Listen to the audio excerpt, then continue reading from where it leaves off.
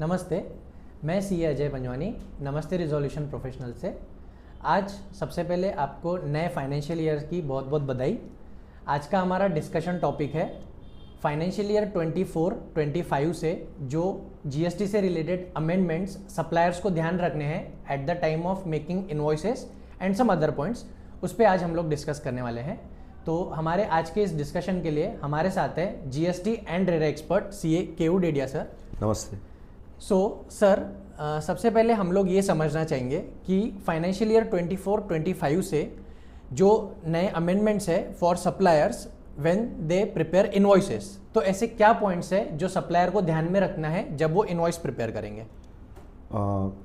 धन्यवाद। सबसे पहले तो नए साल की सबको शुभकामनाएं। और जैसे आपने पूछा है कि नए साल में अगर कोई सप्लायर इनवॉइसेस बनाता है तो क्या पॉइंट्स ध्यान में रखना है, तो बहुत ही पहला बेसिक पॉइंट ये ध्यान में रखना है कि आप 1 अप्रैल से जब भी नए इनवॉइसेस बनाएंगे तो उसका जो इनवॉइस नंबर है वो यूनिक होना चाहिए उस साल के लिए जो उस साल में यूज़ होगा। जैसे कि फाइनेंशियल ईयर 24-25 में जो भी इनवॉइस नंबर आप यूज़ करेंगे, चाहे वो सिंगल सीरीज़ में चले या वो मल्टीपल सीरीज़ में चले, वो यूनिक रहना चाहिए during the year. It should not repeat during the year. Unique, और इसके साथ में ये जो बिल नंबर है ये मैक्सिमम 16 आंकड़ों तक का आप यूज़ कर सकते हैं। यहाँ पे ये पहला पॉइंट। सर, मैक्सिमम 16 क्यों? मतलब 14 और 15 क्यों नहीं? मैंने पहले ही कहा ये मैक्सिमम 16 है। आप चाहे तो सिर्फ 1 नंबर से भी चालू कर सकते हैं, आप कोई उस पर अल्फ़ाबेट्स डाल सकते हैं, आप कुछ और कैरेक्टर्स यूज़ कर सकते हैं। अदर कैरेक्टर्स जैसे कि हम 3 कैरेक्टर्स जीएसटी अलाउ करती है, एक है हाइफन, एक है डैश और एक है स्लैश। ये characters plus special characters plus numbers, इन सब का मिक्सचर करके मैक्सिमम आप 16 आंकड़ों तक का एक इनवॉइस नंबर बना सकते हैं जो उस साल के लिए यूनिक रहेगा। हम लोग सजेस्ट ऐसा करते हैं जनरली कि जब भी कोई एक साल का इनवॉइस बनाता है तो प्रिफर करते हैं कि आप उस साल में, अगर जैसे कोई एक साल है अभी 24-25 आएगा, तो आप 24-25 अगर उस पर डाल दें तो ये बहुत ही यूनिक मालूम पड़ जाएगा कि ये उसी साल के लिए रिलेटेड है। हर साल के हिसाब से अगर आप साल बदल देते हैं तो प्रिफरेबली वो हर साल का यूनिक नंबर ऑटोमेटिक हो जाता है। ऐसा एक पॉइंट होता है। दूसरा एक पॉइंट ये ध्यान में रखना है, जैसे जीएसटी कायदे ने पहले ही कहा है कि हर इनवॉइस आपको डुप्लीकेट या ट्रिप्लीकेट में बनाना है।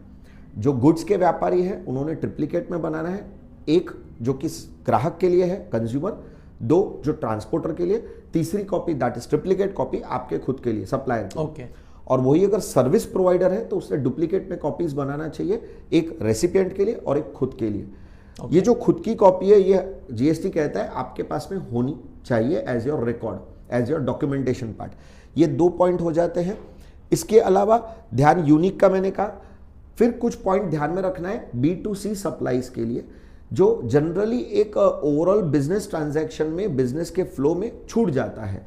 B2C के केस में हर एक सप्लायर को यह ध्यान में रखना है कि अगर आपकी इनवॉइस वैल्यू 50,000 के ऊपर हो जाती है, क्रॉस करती है, तो आपने ग्राहक के संदर्भ में कुछ डेटा लिखना जरूरी है, जैसे कि ग्राहक का नाम, ग्राहक का एड्रेस, कहां पे माल डिलीवर हुआ जिसे हम प्लेस ऑफ सप्लाई कहते हैं, और स्टेट का कोड। ये 4 चीजें अगर इनवॉइस की कीमत 50,000 के ऊपर होती है, and that too in case of B2C supplies, तब ये होना जरूरी है।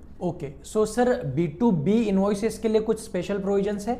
नहीं, उस पर कोई स्पेशल प्रोविजन अलग से नहीं है, क्योंकि वहां पे अगर आपने इवन 500 रुपए का भी छोटा सा B2B का बिल बनाया तो आप बाय डिफॉल्ट ग्राहक का नाम तो लिखते हैं, उसका जीएसटी नंबर डालते हैं, तो जैसे ही जीएसटी नंबर डालेंगे तो ऑटोमेटिकली उसके एड्रेसेस और प्लेस ऑफ सप्लाई सब वो आ ही जाएगा वहां पे। इसलिए उनके लिए कोई अलग से नया प्रोविजन ध्यान में रखने लायक वैसा नया नहीं है कुछ। सर, हमें जैसे पता है कि सप्लायर्स को इनवॉइस पे HSN लिखना होता है, तो सबसे पहले तो हमें आप ये समझाइए कि HSN होता क्या है, इसका इंपॉर्टेंस क्या है, और कौन से सप्लायर को HSN लिखना इज एप्लीकेबल? बढ़िया सवाल है। HSN, इसका लॉन्ग फॉर्म अगर कहूँ तो हार्मोनाइज सिस्टम ऑफ नोमेनक्लेचर। जब से जीएसटी आया तब से ये एक चीज़ लिखना बहुत ज़रूरी कहा गया है, जीएसटी कहता ही है। अभी इसका एप्लीकेबिलिटी और स्ट्रिक्टनेस आ गई है, और अब यहाँ पे ये कह दिया गया है कि हर एक व्यापारी जिसका टर्नओवर 5 करोड़ के नीचे है, पिछले साल का टर्नओवर, उसने B2B का जब सेल्स रहेगा तब मिनिमम 4 आंकड़ों का HSN डालना जरूरी है। और वही अगर उसके B2C वाले सेल्स रहते तो उसे कोई भी HSN नहीं लिखा तो चलेगा। लिखा तो अच्छी बात है, नहीं लिखा तो चलेगा। लेकिन बात आती है जब जिनका टर्नओवर 5 करोड़ के ऊपर है, उन लोगों के लिए चाहे उनका सेल B2B का हो या B2C का हो, हर बिल के ऊपर 6 आंकड़ों का HSN डालना कंपलसरी है। और इसके अलावा जब कोई व्यापारी एक्सपोर्ट्स करता है, यानी इंडिया के बाहर माल बेच रहा है, तो फिर ऐसे टाइम पे एक्सपोर्ट्स पे उन्हें 8 डिजिट का HSN यानी कि टोटल पूरा के पूरा HSN कोड लिखना जरूरी है। HSN कोड जो कि मैं बात करना चाहूंगा, ये एक ऐसा कोड है जो इंटरनेशनली एक्सेप्टेड कोड है। 8 आंकड़ों का एक कोड जो इंडिया के GST सिस्टम में, इंडिया के कस्टम सिस्टम में हम यूज करते हैं to identify a particular product. वो कौन सा प्रोडक्ट है, क्या है, वो चीज हमें इनवॉइस पे लिखना जरूरी है। क्यों जरूरी है? कायदा कहता है, एक ये रीजन।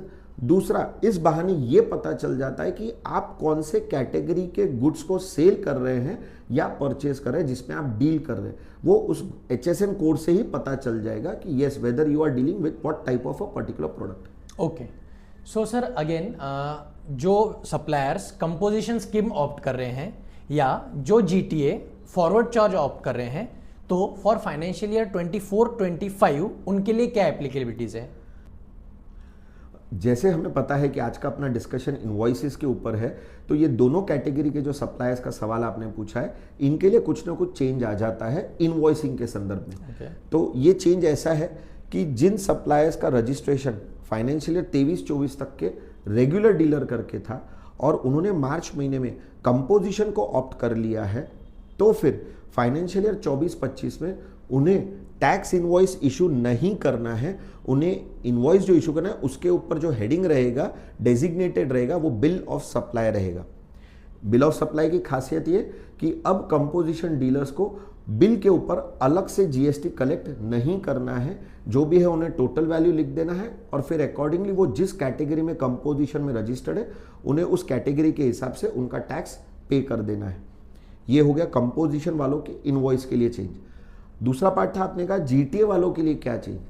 तो जो गुड्स ट्रांसपोर्टर एजेंसी वाले हैं, अगर उन्होंने मार्च 2024 के अंदर एक डिक्लेरेशन फाइल किया है कि हम अगले साल में यानी कि फाइनेंशियल ईयर 24-25 में फॉरवर्ड चार्ज में आना चाहते हैं, फिर उन्होंने ये साल में टैक्स इनवॉइस इशू करना है और वहां उन्हें बिल के ऊपर अलग से GST कलेक्ट करना है। GST का रेट 12% रहेगा और ये 12% अगर ट्रांसपोर्टर विद इन महाराष्ट्र यानी अपने स्टेट पे अगर सेल करता है तो उसे CGST और SGST 6% करके वसूलना पड़ेगा। एल्स अगर वो इंटर स्टेट का व्यापार करता है तो उन्हें ये 12% से IGST बोल के वसूलना पड़ेगा फॉरवर्ड चार्ज के अंदर। ये चेंजेस आ गए हैं आपके GTA और कंपोजिशन वालों की इनवॉइसिंग के संदर्भ में। ओके, सो सर हमने लास्ट टाइम एक इनवॉइसिंग से रिलेटेड अमेंडमेंट डिस्कस किया था, तो हम जानना चाहेंगे कि इनवॉइसिंग से रिलेटेड क्या अमेंडमेंट्स हैं फॉर दिस फाइनेंशियल ईयर 24-25? नया अमेंडमेंट एज सच अभी कोई नहीं है, जो आया हमने पहली बात कर चुके हैं। बट अब सिर्फ ध्यान ये रखना है कि जिनका फाइनेंशियल ईयर 23-24 में पहली बार 5 करोड़ का टर्नओवर क्रॉस हुआ है, उन्हें अब ये साल के अंदर यानी कि फाइनेंशियल ईयर 24-25 1 अप्रैल से इनवॉइस के नियम लागू हो जाएंगे और उन्हें पहले बिल से इनवॉइस जनरेट करना पड़ेगा। इसके लिए हम सभी ऐसे डीलर्स को ये कहना चाहेंगे कि आप इनवॉइस पोर्टल पे अपना रजिस्ट्रेशन करवा लीजिए और रिस्पेक्टिवली फिर हर B2B ट्रांजैक्शन के लिए इनवॉइस बनाना भूलिएगा मत।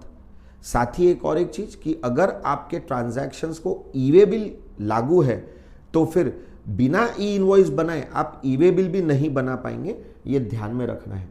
तो ये एक हम कह सकते हैं कि this is a star point, highlighted point for all दो सप्लायर्स जिनका पहली बार टर्नओवर 23-24 में 5 करोड़ को एक्सीड हो रहा है, उन्हें ये नियम पहली बार लागू होने वाला है ई इनवॉइस वाला 1 अप्रैल 2024 से। ओके, सो सर अभी हमने डिस्कस किया इनवॉइस से रिलेटेड जो भी अमेंडमेंट्स है for GST point of view for financial year 24-25। Sir इसके अलावा कुछ ऐसे जनरल पॉइंट्स है जो सारे सप्लायर्स को ध्यान में रखने हैं for this coming financial year? सारे सप्लायर्स के अगर एंड से बात करें तो एक मुद्दा जो है वो है ITC के रिलेटेड। और एक मुद्दा है जो आपके सेल्स के रिलेटेड। तो जनरली मैं सभी सप्लायर्स के एंड से बात करूं तो सभी ने अभी अपने पिछला फाइनेंशियल ईयर 23-24 के लगते सेल्स को रिकंसाइल कर लेना चाहिए। और कहीं अगर उनका कोई रिपोर्टिंग में कोई मिस्टेक हुआ है, कोई चीज़ छूट गई है पिछले सभी महीनों के लिए, तो फिर वो सारे अभी कमिंग GSTR1 जो आप 11 अप्रैल या फिर 13 अप्रैल रिस्पेक्टिवली जिसको जो नियम लागू है उस हिसाब से आप अपना जब GSTR1 डालेंगे तो सारे अमेंडमेंट्स करवा लीजिए, प्लस प्रॉपर रिपोर्टिंग हो जाए जिससे आपके कस्टमर्स को उनका क्रेडिट फॉरवर्ड हो सके और वो उसे प्रॉपरली क्लेम कर सके। ये हो गया सेल्स संदर्भ। और दूसरा पार्ट ITC के लिए, तो मैं यही कहूँगा कि आप ये सब चीज़ों के लिए अपने ITC यानी कि परचेजेस, GST रिलेटेड एक्सपेंसेस को सब रिकंसाइल कर लीजिए आपके 2A के साथ में और 2B जिस पे रेगुलरली क्रेडिट आ रहा है। और जिनका जिनका क्रेडिट नहीं आया है उन सभी सप्लायर्स को आप इंटीमेट कर दीजिए कि वे लोग आने वाले 11 या 13 अप्रैल तक जब अपना GSTR1 फाइल करें उसमें वो सारे ट्रांजैक्शंस रिपोर्ट कर दे, जिससे वो क्रेडिट आपके GSTR 2A या 2B में जमा हो जाए और आप इसे अवेल कर पाएँ। और ये सारी चीज़ों के लिए जब रिकंसाइल करना है तो एक चीज़ जो मैं अटैच्ड इस पे बात करूंगा वो ये कि आप सभी ने अपनी अकाउंटिंग सुधार लेना, जो भी है इम्प्रूव कर लो, कंप्लीट करवा लो, साथ में सारे डॉक्यूमेंटेशन कंप्लीट करवा लीजिए। कहीं कुछ पेंडेंसीज हो तो वो कंप्लीट हो जाए, रिकंसाइल हो जाए। एंड कहीं आपको कुछ और क्वेरीज हो इन सभी के संदर्भ में तो आप रिस्पेक्टिवली आपके कंसल्टेंट से कांटेक्ट कर सकते हैं या फिर नीचे दिए गए हमारे नंबर्स पे हमें कांटेक्ट कर सकते हैं for any more further queries. Okay, so sir thank you so much इस सेशन के लिए। आई होप कि ये सभी को वीडियो अच्छा लगा होगा और सभी लोग नए साल से इसको इम्प्लीमेंट करेंगे। और इसके अलावा आपको कुछ भी क्वेरीज होती है तो आप प्लीज़ हमें शेयर करके ज़रूर बताइए। Thank you. नमस्ते।